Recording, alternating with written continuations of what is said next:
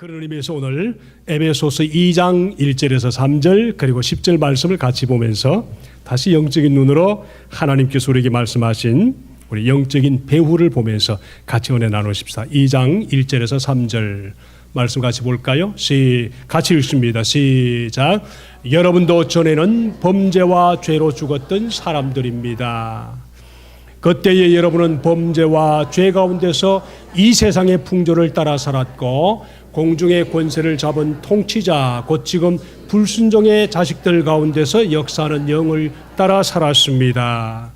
우리도 전에는 그들 가운데서 모든 육체의 정욕대로 살고 육신과 마음에 바라는 대로 행하여 다른 사람들과 마찬가지로 날 때부터 진노의 자식이었습니다. 10절의 말씀 시작. 우리는 하나님의 작품입니다. 선한 일을 하나님께서 그리스도 예수 안에서 우리를 만드셨습니다.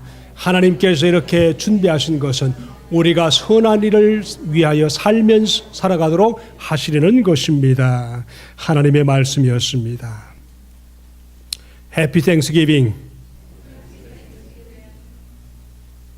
우리 한국은 조상들에게 감사합니다. 그렇지만은 미국이 얼마나 감사합니까? 하나님께 감사할 수 있으니까 얼마나 감사해요. 다시 한번 인사하십시다.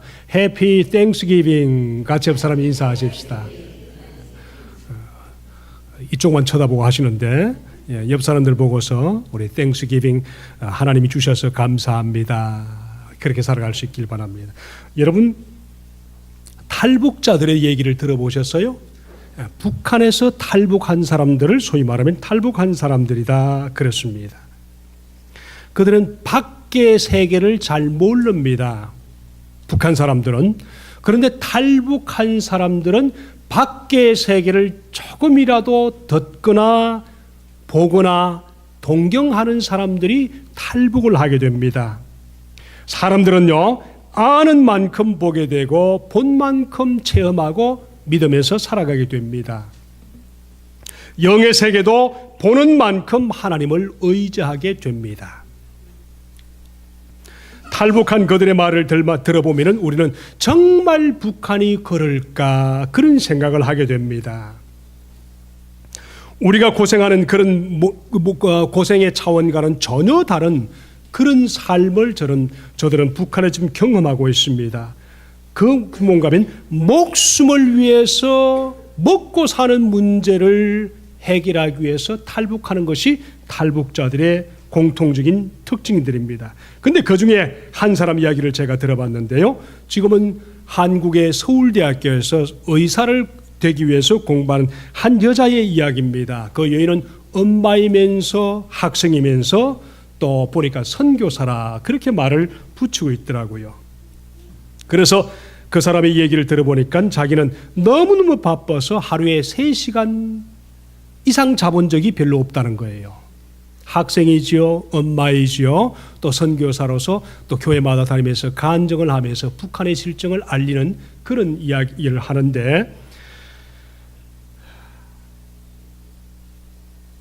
3시간 이상 자본 적이 없다.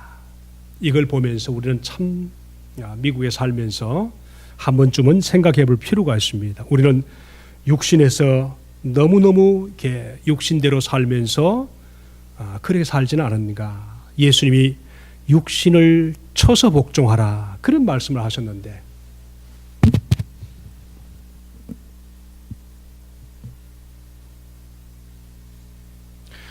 이야기는요, 부모님은 탈북한 그 여인은 사실 굉장히 북한에서 잘 살던 분이래요.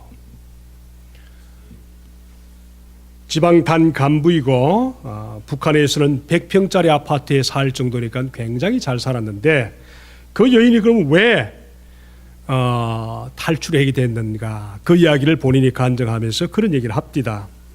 김일성이 통치할 때는 괜찮았대요.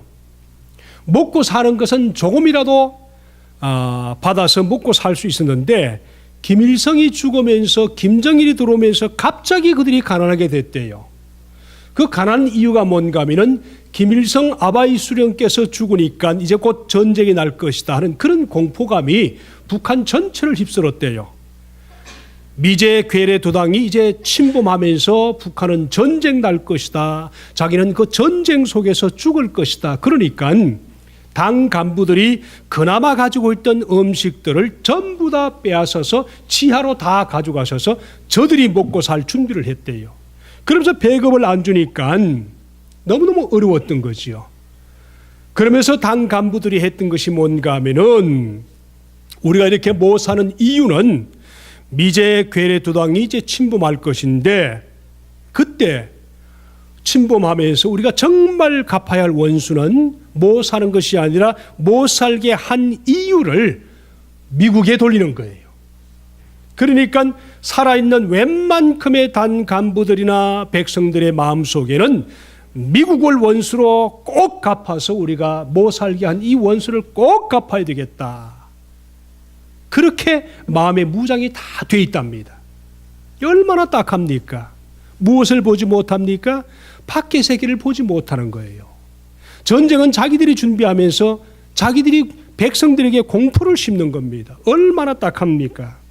그런데요, 죽일 놈이다 하는데 자기 친구 중에 한 사람이 우연찮게 아빠를 따라 중국에 갔다 왔는데 그 친구 중에 한 사람이 자기도 지금 의사로서 지금 이북에 살고 있고 아직 결혼은 안 했지만은 당 간부의 부모님들 밑에서 잘 살고 있는데 친구 중에 한 여자가 중국에 갔다 오더니 하는 말이 뭔가 하면은 자기 방에 들어오더니 문을 갑자기 탁 닫고는 잠그면서 하는 말이 야 내가 중국에 갔다 왔는데 그들은 너무너무 잘 살더라. 배때기가 이렇게 툭 튀어나오고 그럴 때마다 출렁출렁하고 얼굴에 기름이 지리리로 흐르면서 너무너무 잘 살더라. 우리가 뭔가 속고 있다. 그런 얘기를 하더래요. 그럴 때 자기는 내가 지금 전혀 못 들은 걸 또 할 테니까 빨리 집에서 나가달라고. 근데요, 중국에서 보고 온 그 얘기를 나가달라고 신고하겠다고 하는데도 불구하고 너무너무 신나게 얘기하니까 솔깃해지는 거예요. 그러면서 마지막에 우리 중국에 멀리 한번 가서 쇼핑하고 오자. 중국의 세계를 좀 보고 오자. 그런데 진짜 친구 따라서 중국에 가는 겁니다. 가는 중에 총에 맞아서 다른 친구들은 다 죽는데 중국 가서 저는 살았습니다. 이 여자가 사는데 중국 가서 본 얘기가 뭔가 하면은 탈북까지 했는데 중국 가서 자기들처럼 탈북한 사람들이 잡힌 거예요. 그중에 13명이 잡혀서 다시 북한으로 이송하려고 하는데 그 과정을 보면서 자기는 북한에 들어가지 말아야 되겠다. 그렇게 결심하고 그 고생하면서 1년인가요? 2년 후에 남한으로 가서 다시 공부하고 이제는 의사가 될 준비를 하고 있는데 부모님들은 북한에 살고 있지요. 그러면서 그 간증을 쭉 하는데요. 다시 북한으로 이송하는 그 과정에 보니까요. 너무너무 힘든 모습을 보면서 이게 북한이구나 하는 것을 깨닫기 시작한 겁니다. 철로 묶었는데 뼈가 부러지면서 피가 나는데도 북한을 다시 데리고 가려는 그 과정 속에서 한 여자가 있었는데 17살 소녀, 우리로 말하면 고등학교 2학년쯤 되겠지요. 17살 소녀가 하는 말을 통해서 자기는 다시는 북한에 들어가지 말아야 되겠다 결심을 한 겁니다. 그 여인의 말이 그랬습니다. 이제는 북한에 들어가는 그 과정 속에 그 여자가 그러더래요. 나는 살 소망이 없습니다. 이미 나는 여자로서 모든 것을 잃었습니다. 내 자궁은 없습니다. 자궁이라고 그러죠. 자궁은 없습니다. 나는 강간당해서 자궁이 다 파열되었기 때문에 여자로서 살 소망이 없습니다. 차라리 죽여주십시오. 그런 얘기를 하더래요.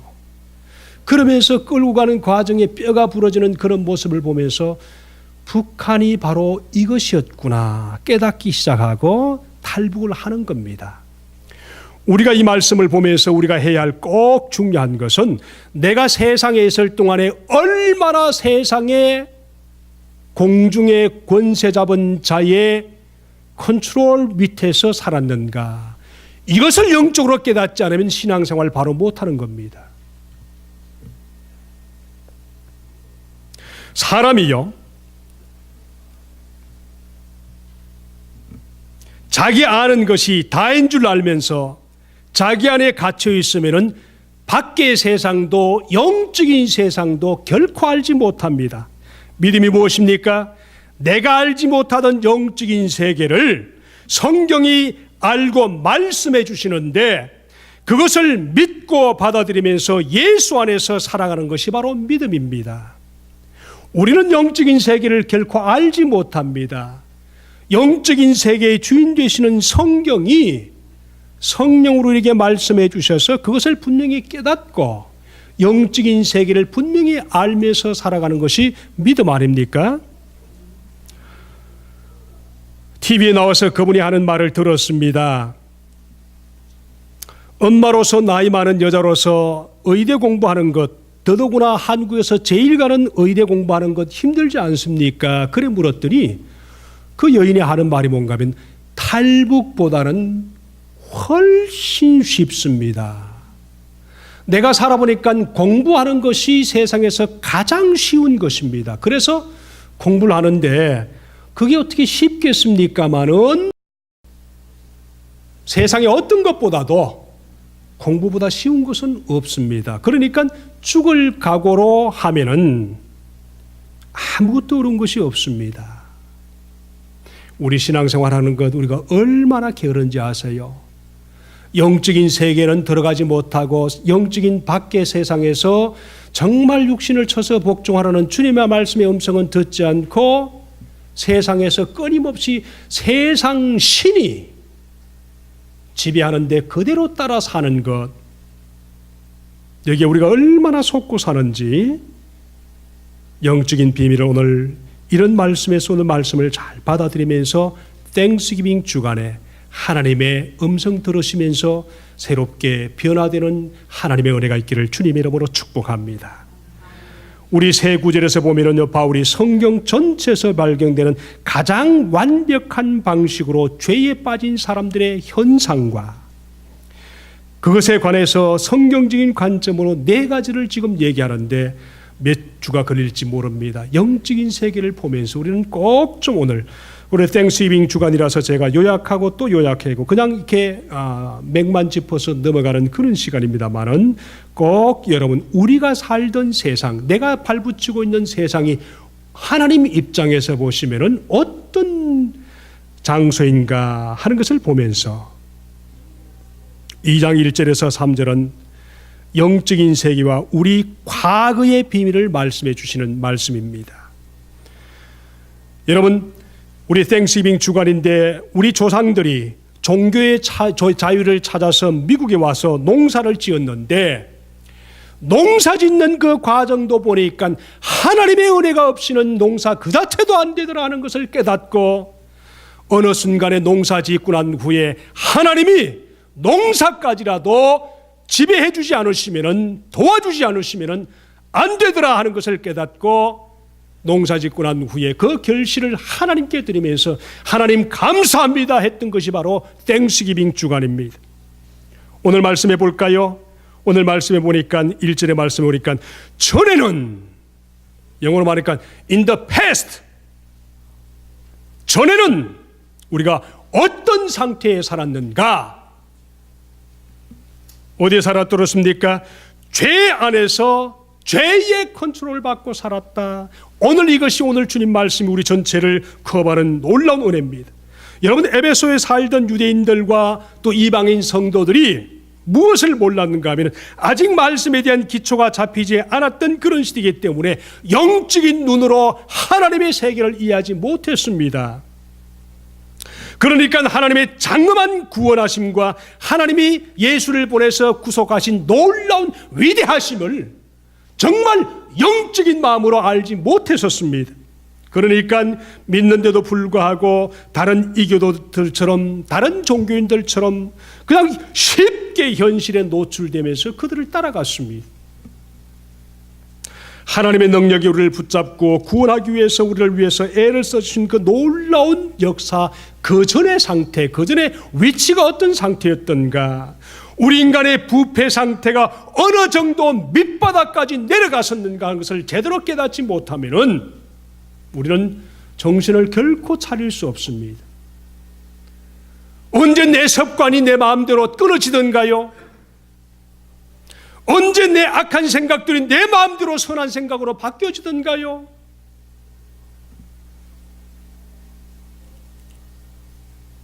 우리의 부패 상태를 이해했을 때만이 하나님의 은혜의 값을 깨닫게 되는 것입니다. 나에게 복음을 전해주는 그런 영혼들에게 정말 감사하시길 바랍니다.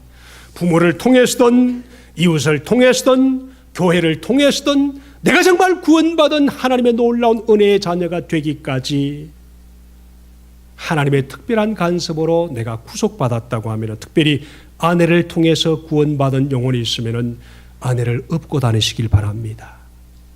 아멘, 아멘. 그런 분들이 있었어요. 예수님이 오셨습니다.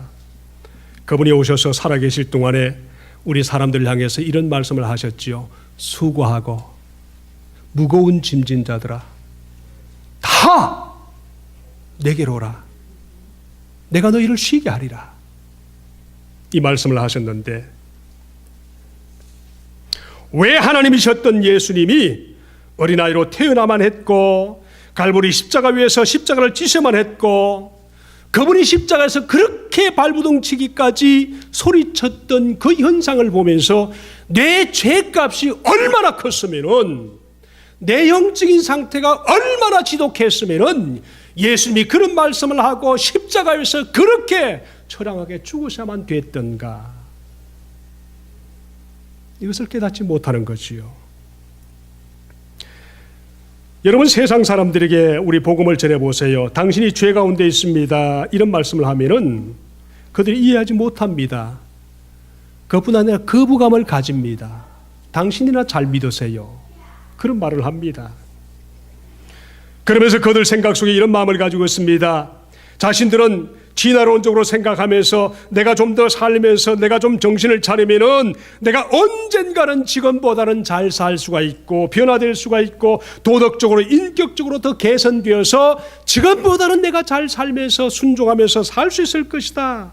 그리고 종국에는 선을 이루면서 지상낙원 같은 그런 가정과 그런 삶을 살 수 있며 내 인격이 그렇게 변화돼서 믿지 않아도 나는 충분히 믿는 사람 이상으로 선과 도덕으로 잘 살 수 있다, 변화될 수 있다, 바뀔 수 있다, 그런 마음으로 세상 사람들은 삽니다. 그러나 성경을 잘 보세요. 성경이 뭐라고 말합니까? 하나님 없이는 사람이 점점 더 악해질 뿐이다. 나이 많으신 분들이 과거의 저 상태보다도 더 선해졌습니까? 성질은 저 죽었을지 몰라도 그 속에 있는 악한 모습은 결코 바뀔 수 없습니다. 어느 집사님이 그런 말씀한 걸 저는 참 귀담아 들어서 그런 그 있습니다. 50이 넘은 사람들 중에 순수한 사람을 봤습니까? 참 맞는 말씀이세요. 세상에서 경험한 모든 경험을 통틀어서 집대생에서 나이가 들면 들수록 더 꾀가 생기고 더 어떻게 하면 다른 사람들에게 나쁜 짓을 통해서 더 많은 것을 쟁취하고 권력과 이익을 내 것으로 만들려고 하는 것이 모든 인생의 공통적입니다. 대통령이 됐다고요? 장관이 됐다고요? 목사가 됐다고요? 아닙니다. 하나님의 성령의 지배를 받아서 내가 얼마나 큰 죄인이었던가 깊이 깨닫기까지는 하나님 의지하지 않습니다. 그러므로 변화되지 않습니다. 영적인 상태가 얼마나 어두웠던가를 우리가 분명히 깨닫지 않는다면 우리는 결코 더 악해지고 흉푸해지고 교활하고 또 절대로 나아지지 않는다는 사실, 오히려 악으로 치닫는다는 것을 깨닫지 못합니다. 세상은 이런 정상을 잘 압니다. 그래서 세상 병원과 세상의 영적인 치료는 수면제 정도를 줍니다. 진통제, 해열제 정도를 주면서 근본 문제를 노출시키려고 하지 않습니다. 그런데 성경은 뭐라고 그럽니까? 언제나 성경에서 시작하는 말씀은 회개하라! 주님께로 돌아오라! 이것이 성경이 우리에게 말씀하는 겁니다. 그렇지 않고는 참 기쁨을 맛볼 수 없는 것을 하나님이 아시기 때문입니다.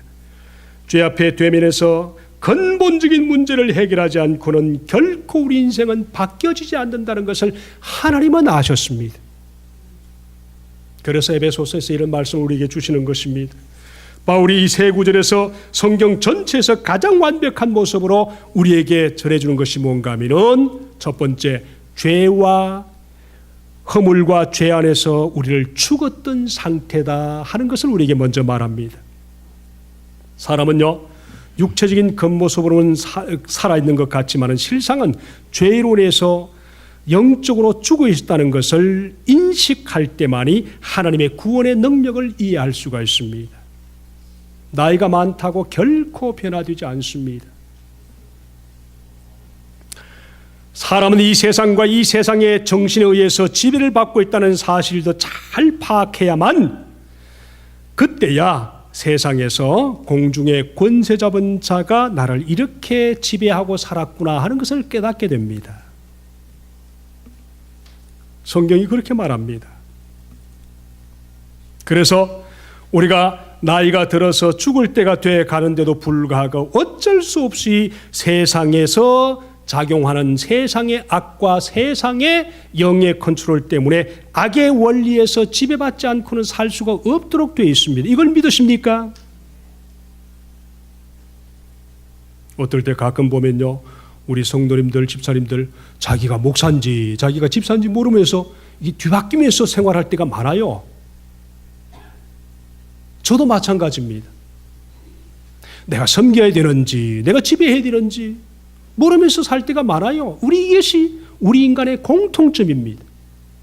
여러분, 우리가 정말 주님 안에서 허물과 죄로 죽었던 우리 인간의 상태를 파악할 때만이 정말 기쁨의 눈물을 흘릴 수가 있습니다. 아멘. 이걸 깨닫는 것이 정말 하나님께 감사하는 것입니다.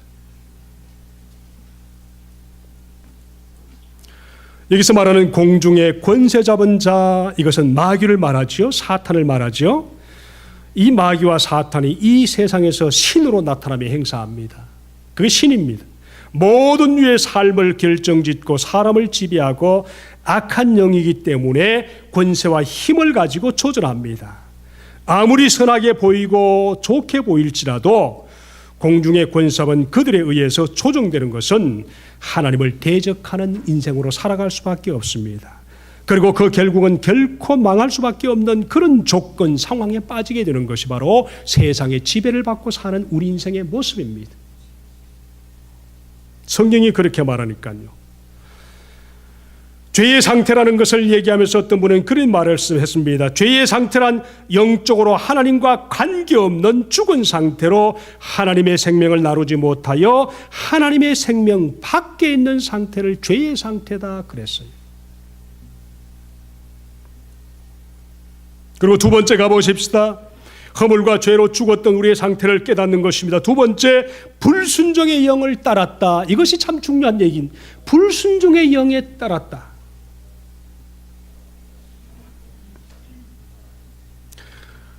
불순종의 영에 관심을 가지고 살며 그대로 세상을 따르는 사람들은 영원한 삶에 관심이 없습니다. 그리고 자기 종교를 만듭니다. 왜 그렇습니까? 2절의 말씀, 공중의 권세를 잡은 통치자, 곧 지금의 불순종의 자녀들 가운데서 작용하는 영을 따라 살기 때문에 오늘 말씀에 불순종의 영을 따라 사는 모습이다. 혹시 하나님을 바라보면서 이런 마음이 있거든요. 빨리 우리는 주님 앞에 돌아와서 회개라는 무릎을 꿇고 기도하며 하나님 만나시기를 축복합니다. 제가 좋아하는 마틴 로이드 존스라는 목사님이 그런 말씀을 하셨습니다. 사람에게 있어서 제일 고통이 되는 것은 불순종입니다. 불순종이 모든 고통과 재난을 불러왔습니다. 다시 한번 읽어볼까요? 사람에게 있어서 제일 고통이 되는 것은 불순종입니다. 불순종이 모든 고통과 재난을 불러왔습니다. 사람은요, 의도적으로 하나님을 거슬리고 불순종합니다. 그리고 반역합니다. 이것이 사람의 원래 모습입니다. 그렇죠? 예배드리는 우리의 모습은 얼마나 아름다울까요? 저는 가끔 그런 생각을 합니다. 주님 앞에 돌아와서 예수 그리스도의 이름으로 그들이 믿음이 얼마 좋든지 관계없이 주님 앞에서 예배를 드릴 수 있다는 이 자체는 하나님의 영적인 눈으로 보면 정말 아름다운 놀라운 은혜의 장소일 것입니다. 예배를 귀중히 여기시길 바랍니다. 성경은 그렇게 말합니다. 사람은 의도적으로 하나님을 거슬리고 불순종하면서 반역하고 있다 그랬었습니다. 성경은 하나님 자신의 영광을 위해서 사람을 만드셨기 때문에 사람은 하나님께 의지하고 교제하고 순종하며 살아갈 때 행복할 수 있다 말씀하셨습니다. 죄가요, 뭔가 하면은 도덕적인 행동도 포함되지만 본질은 그것이 아닙니다. 죄가 뭔가요? 물론 도덕적인 그런 여러 가지 일들이 있습니다. 죄의 근본인 것은 그것이 아닙니다. 내 마음과 목숨과 뜻과 정성을 다하여 주 너의 하나님을 사랑하라. 이 말씀에 일치되지 않은 정반대의 삶, 다시 말하면 죄의 본질인 하나님의 영광을 위해서 살아가지 않는 삶을 죄라 그렇게 말합니다. 그것이 죄의 본질이거든요. 하나님의 영광에 우리 인생의 포커스를 맞추고 살아가지 않는 한 우리는 죄의 본능에 따라서 본질적으로 말씀하신 것처럼 불순종의 영을 따라 살 수밖에 없는 그런 영혼들이 바로 죄라는 것입니다. 도덕적으로 짓는 죄 하나님 별 관심이 없습니다. 도덕적으로 불순종하는 것 하나님 별 관심이 없습니다. 그보다 더 큰 죄가 무엇을 먹든지 무엇을 마시든지 무엇을 입든지 하나님께 영광을 돌리는 그것에 포커스를 맞추지 않으면 언제나 악한 영의 지배를 받을 수밖에 없는 인생이라는 것을 꼭 기억하시면서 세 번째 넘어가 보십시다. 세 번째는 육체의 욕심을 따라 그랬습니다. 여기서 우리가 중요한 것을 가지고 있어야만 합니다. 바울이 죄 가운데 빠져서 은혜 밖에 사는 사람의 상태를 허물과 죄의 생활이라 그런 말씀을 하셨는데 오늘 말씀 보니까 우리 인생은 굶주리고 있습니다. 목마릅니다. 잠을 자고 싶을 때 자고 싶어하는 욕망이 있습니다. 쾌락의 본능이 있습니다. 행복하고 싶은 본능이 있습니다. 매혹적인 삶이 되고 싶습니다. 욕망이 우리 마음속에 너무너무 많습니다. 이것을 소위 말해 몸의 본질이라 그렇게 말하죠. 여러분 기억하십시오. 이것이 나쁜 것이 아닙니다. 선한 것입니다. 잘못된 것이 아닙니다. 그런데 이것을 위해서만 사는 것이 나쁜 것이라는 거예요. 예를 들어 볼까요? 배고픕니까? 당연히 먹어야지요. 배고픈 자체를 죄악이다 그렇게 할 수 없습니다. 굶주리고 목마르고 졸리고 쾌락, 행복, 매혹적인 것, 욕망 이것 자체는 절대로 선입니다. 이것을 위해서 발부동치는 삶이 죄라는 것이죠. 예를 들어서 육체가 원하는 것, 그것이 나를 통제하고 충동하고 관건하면 그것이 문제라는 것입니다. 그래서 하나님을 떠나서 무엇을 위해서 살든지 그것이 마음에 원하는 것이고 마음의 욕심이라는 것, 이것이 바로 죄라는 것입니다. 우리가 그러므로 이런 모든 문제에서 경쟁하고 선택의 순종이 있을 순간이 있을 때마다 내가 하나님이 원하는 쪽인가, 욕망이 있지만 이 모든 욕망에 따라서 그곳으로 가고 싶은 그것이 있는가, 그걸 하나님을 떠나서 무엇을 하든지 무엇을 살든지 그것이 마음에 원하는 것이고 그것이 마음의 욕심이라는 것이고, 보십시다. 여러분이 이렇게 요약한 것을 제가 보면서 참 맞겠다 싶었는데 그게 뭔가 하면 가장 낮은 수준의 마음에 원하는 것이 뭘까? 가장 낮은 수준의 마음에 원하는 것, 그게 뭔가 하면 질투랍니다. 시기랍니다. 악과 교만이라는 겁니다. 혐오스러운 것입니다. 분내는 것, 성내는 것, 이게 뭔가 하면은 가장 낮은 수준의 마음에 원하는 것이래요. 좀 더 나가면, 좀 더 높은 수준으로 올라가면 무엇이 있는가 하면 야망이 있대요. 야망에 따른 욕심, 그리고 부여하고 싶은 욕심, 명예, 권세, 이것이 좀 더 나은 욕망이랍니다. 그건 절대로 나쁜 것이 아닙니다. 세 번째, 좀 더 높이 올라가면 뭔가 하면 지적인 욕구, 충동, 이것이 있답니다. 이 모든 것들은 결코 나쁘지 않습니다. 그러나 이것이 하나님과 관계없이 그 자체의 지배를 받는다면 그것이 죄라는 거지요. 기억하시면서 꼭 좀 우리 한번 볼 수 있길 바랍니다. 자, 그 다음 마지막으로 가보십시다. 마지막 가보니까 불순종의 아들들에게는 하나님의 진노가 있다, 그렇게 말씀을 하셨습니다. 불순종의 아들, 그 화면을 보지 마세요.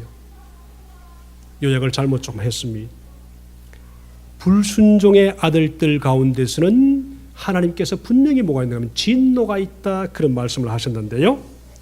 자, 바울이 우리도 그 가운데서 행하며 진노의 자녀였다 분명히 구별하는 것은, 이교도 따라서 조그마한 마음의 컨트롤까지도 하지 못해서 조금만 나은 것이 있으면 믿음과 관계없이 그것으로 휩쓸리는 초대교회 에베소 교회 성도들의 모습을 보면서 우리도 그랬다, 이제는 아니다, 이것을 지금 얘기를 하는 겁니다.